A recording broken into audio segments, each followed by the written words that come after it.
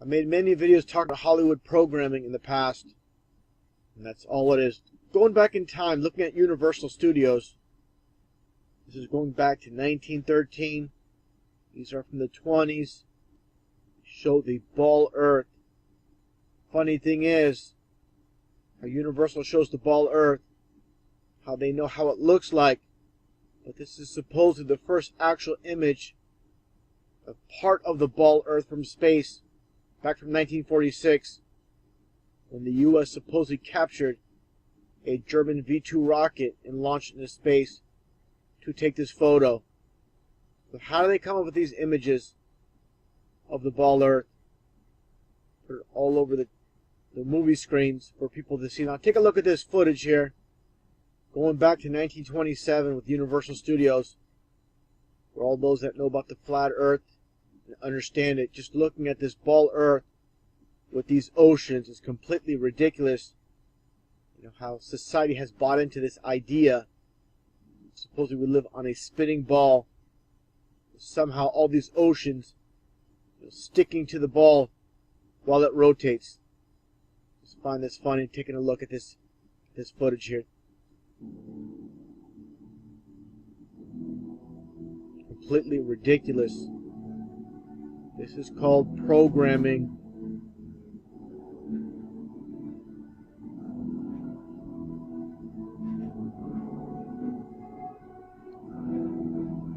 And who is the man behind this? The founder of Universal Studios, Carl Laemmle, a former German Jew that moved to the U.S., that immigrated to the U.S., and of course, just interesting enough, he was a Freemason. What are the chances of that? Taking a look at more recently, a movie called Back to the Future, of course.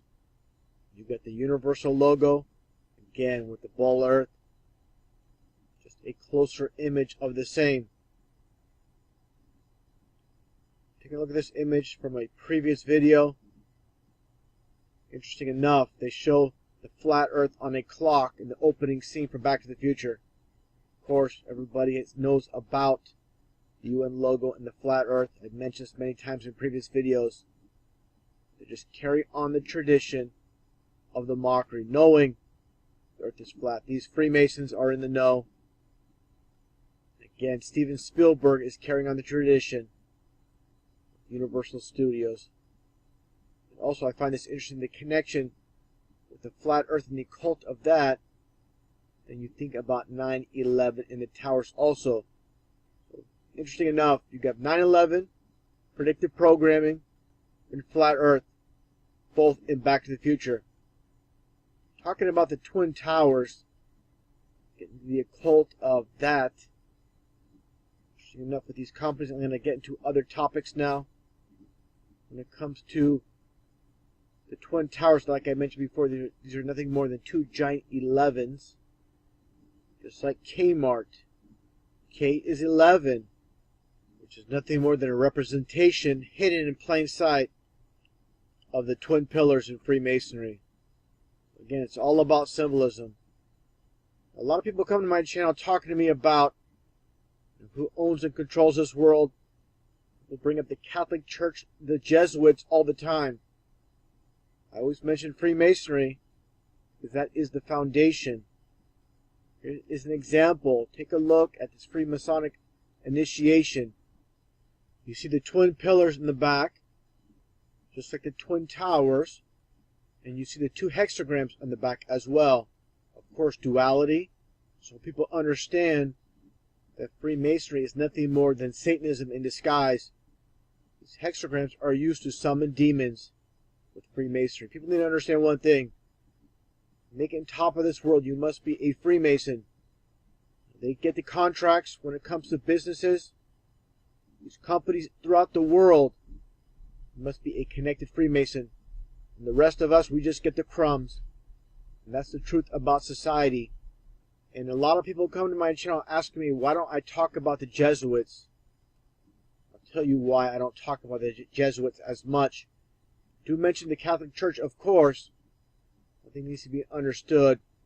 Of course, the Catholic Church are major players in the game.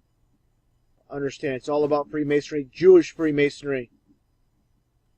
Like I've stated so many times, understand, before there was a Vatican, going back in time. Let's look at this Masonic quiz book. The question is asked, who was Nimrod? One of the founders of Masonry. Nimrod was a Mason himself. This goes way back in time, well before the Catholic Church. There was Freemasonry, and that's what it's all about. That's the foundation. Are the Masons, they are the bricklayers, they are the architects of our society. Again, I'm not taking away for those that talk about the Catholic Church, the Jesuits. They are part of it as well. That's why I focus so much on Freemasonry. Now, taking a look at this book here,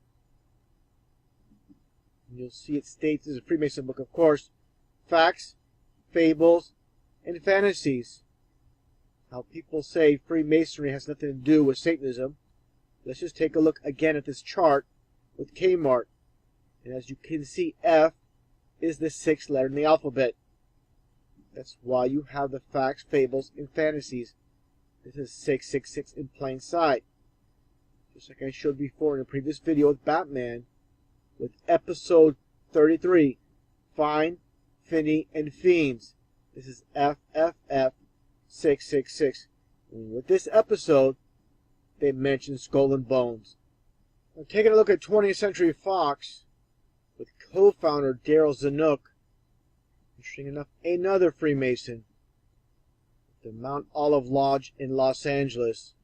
Just taking a look at the logo, of course, the 20th Century Fox, I mentioned so many times, Fox is 666 in numerology. And this is what you're looking at here in reality. The sheep see the fox. The so-called elite see the 666. And those that are awake also see through Fox and know it actually is 666. That's when they make movies such as Firefox, the occult of 666, hidden in plain sight. In movies, in video games, such as Star Fox for Nintendo 64.